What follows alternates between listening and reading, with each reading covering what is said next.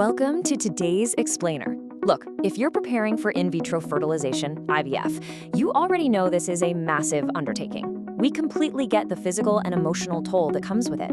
Between the high stakes, the serious time commitment, and let's be honest, the financial cost, it's just a lot to carry. And that's before we even talk about the roughly 2 weeks of constant hormone shots that can spark your emotions and literally make your body feel completely out of whack. It is intense. But here's the really good news. Those days leading up to your IVF cycle, that's a critical window where you can proactively prep your body to be healthy, strong, and totally ready for what's coming.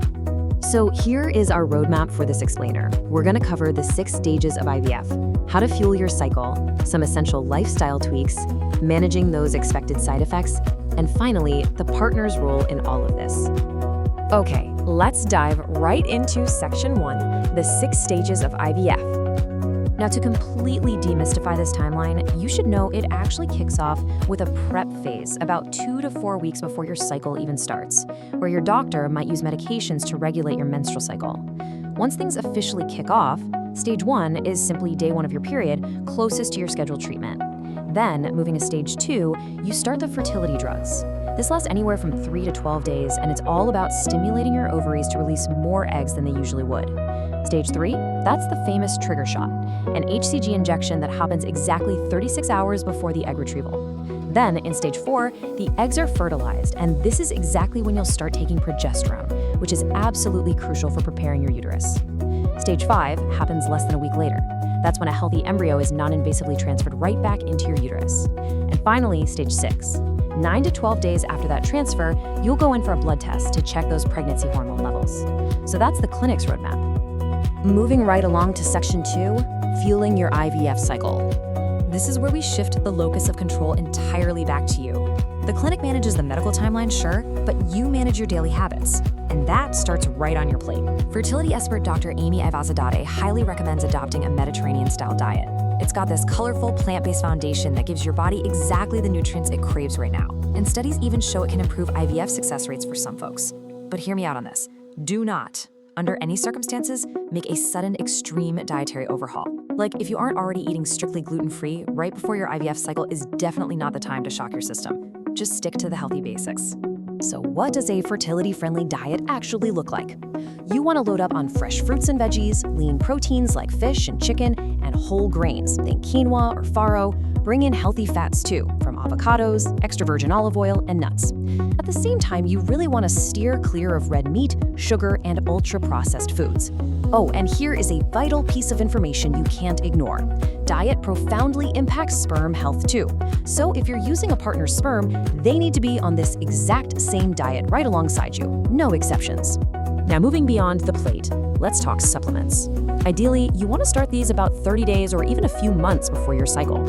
First up, a high-quality prenatal vitamin with folic acid is non-negotiable to protect against birth defects.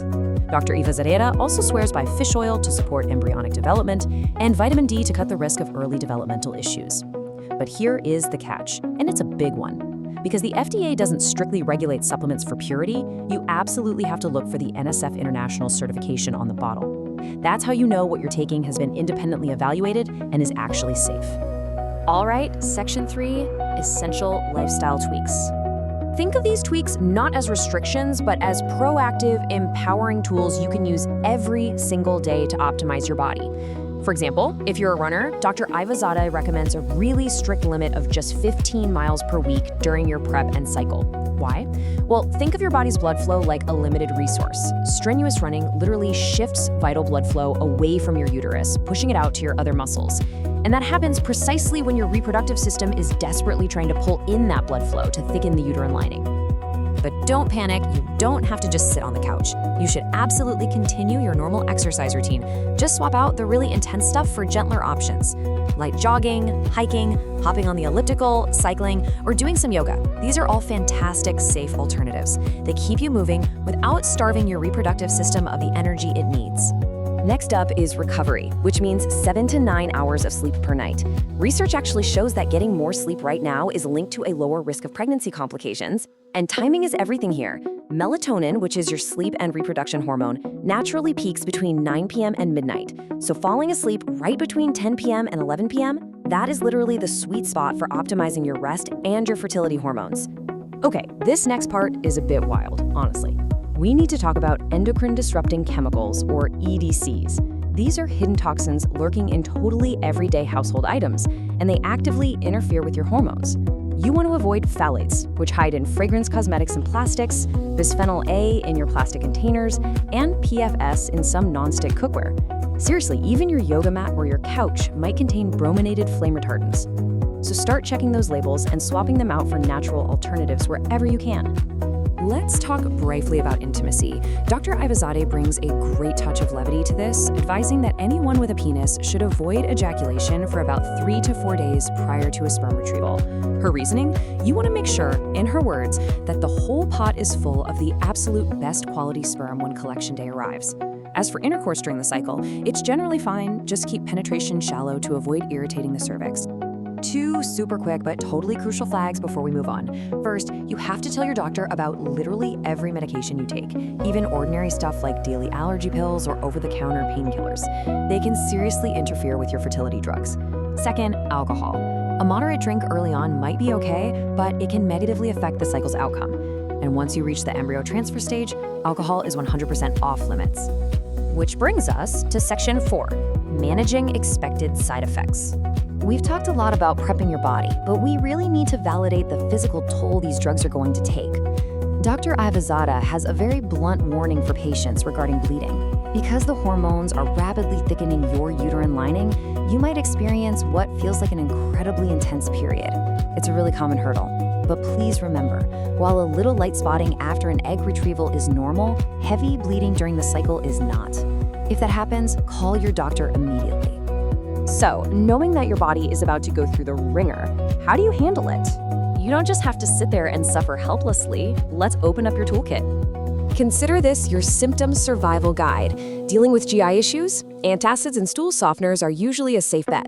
Bloating? Try swapping plain water for coconut water or low-sugar electrolytes. If nausea hits, Pepto-Bismol or Dramamine can be your best friends. For hot flashes, stick to breathable clothes and cool water. But look really closely at the headache and pain row. Acetaminophen and heating pads are totally fine, but ibuprofen? Absolutely off limits during your IVF cycle. And of course, always double-check these dosages with your clinic first. And finally, section 5, the partner's role. Listen. Going through IVF is rarely a solo journey. If a partner is providing sperm, they are not just a bystander. They are essentially in training. That means cutting back on alcohol, stopping smoking entirely, and prioritizing 7 to 9 hours of sleep to boost their testosterone and sperm quality. They need to swap tight underwear for boxers and avoid those EDCs we talked about. But beyond just the physical stuff, they have to share the mental load. A truly supportive partner is picking up the slack around the house, managing those complex clinic appointments, and sometimes just being there to listen. Which brings us to our final question for you.